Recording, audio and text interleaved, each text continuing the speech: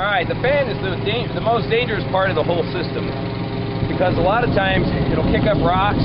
You want to make sure the cage is in good shape, there's no pieces sticking in there, because there have been cases where the blade's shredded and sent pieces into the pilot, or people stand along. So you always want to brief your passengers that please don't stand right next to the fan, stay a few feet back, and keep all loose clothing away.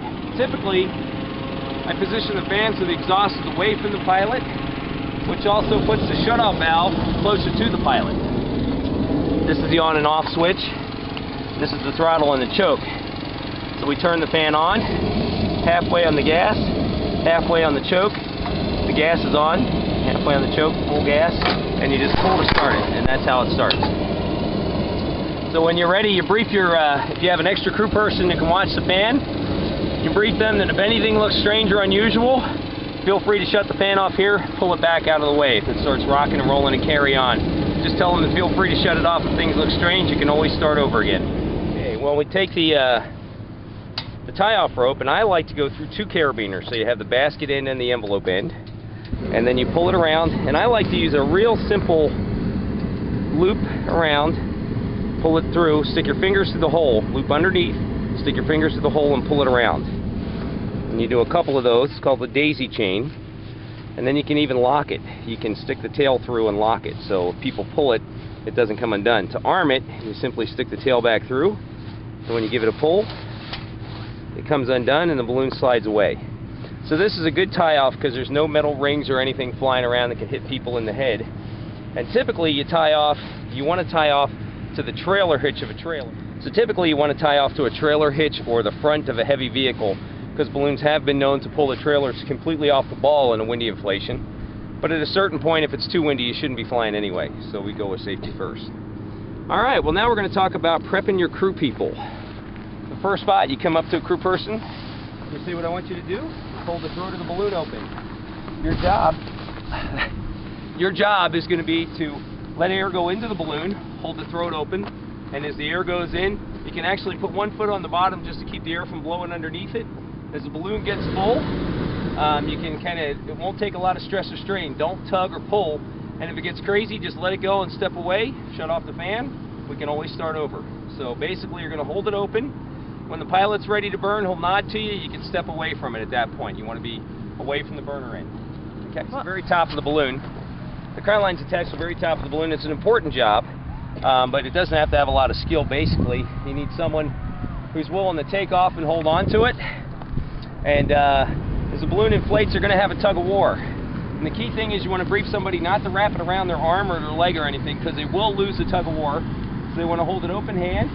If it's a lighter person, you can have them wrap it around their butt, and then as it goes up, they can just spin out of it and hold on to it. So the main thing is you never want to wrap it around. They want to have a tug of war because they're keeping the balloon from going up and all the way over. So basically, as the balloon stands up that weight, they'll get it to the top. If the crown line person wasn't there, it would probably go up and all the way back over the other way.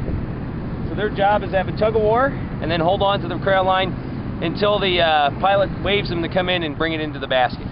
All right.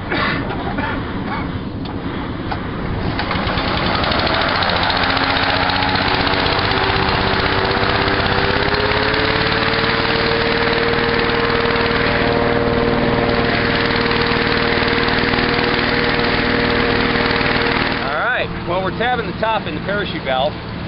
Each gore has a corresponding letter and number to it. So it's gore 12 and the parachute has gore 12. And you put that Velcro together. And the Velcro holds it in place just until the balloon's standing upright.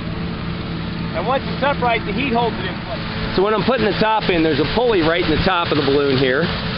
You make sure there's no lines wrapped or tangled around that pulley. And you check the other pulleys, the turning vents. And you look at the pulleys for the free floating parachute and make sure that none of those are tangled. They should all look free and clear. Alright, checklist, checklist, checklist. At this stage of your inflation, make sure all your check lines are good, your cables are straight, your lead lines are attached and out of the way, your parachute's in place, and you're ready to go, ready to kick the tires. We always strap the vent line, the smart vent, away from where you could accidentally grab it. So you do not want to open this any higher than you care to jump from. So we we always do a little housekeeping. Get the red line out of the way. Get the black line and the red line untangled. Make sure everything's nice, free, and clear. We're going to give it a little heat. And then if you look up into the top of the balloon, you pull the top, let the Velcros go. Test the top, make sure it's working free and clear.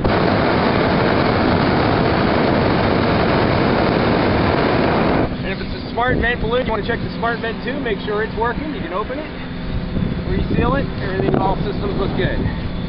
We're going to give it some heat. Now at this point, you want to re-go over your checklist if it's calm enough. Check that everything's done, keys are with the crew, tie-off's in good shape, all lines are stowed, passengers aboard, and then you treat your passengers, especially on the check ride, like it's a first day flight.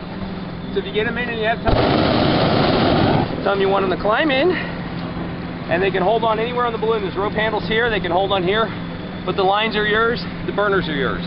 And then stay in the balloon until the pilot asks them to climb out. We're going to make some noise and heat until we're light, and we'll be out of here. All right, Josh, go ahead and heat it up. We might need to get out of here. Go. And off they go!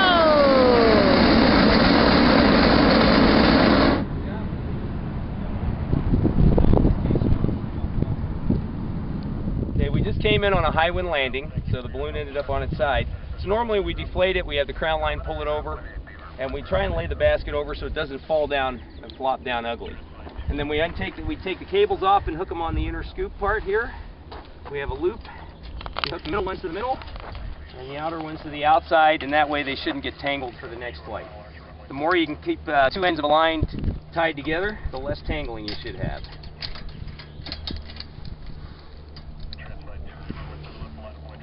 There we go. And then just undo all your red lines and stuff.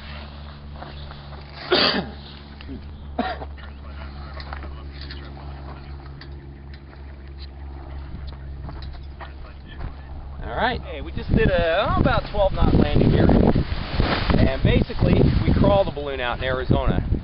Get on our hands and knees and crawl the air out, because the ground here is so unforgiving. If you have a sharp stick or something, you feel it. And back east, you stand up and milk it, and if you stand up and milk it, your body weight's working on the balloon, and you can accidentally tear it without feeling the tear. Or if you're on your hands and knees crawling forward, you can feel any little snag.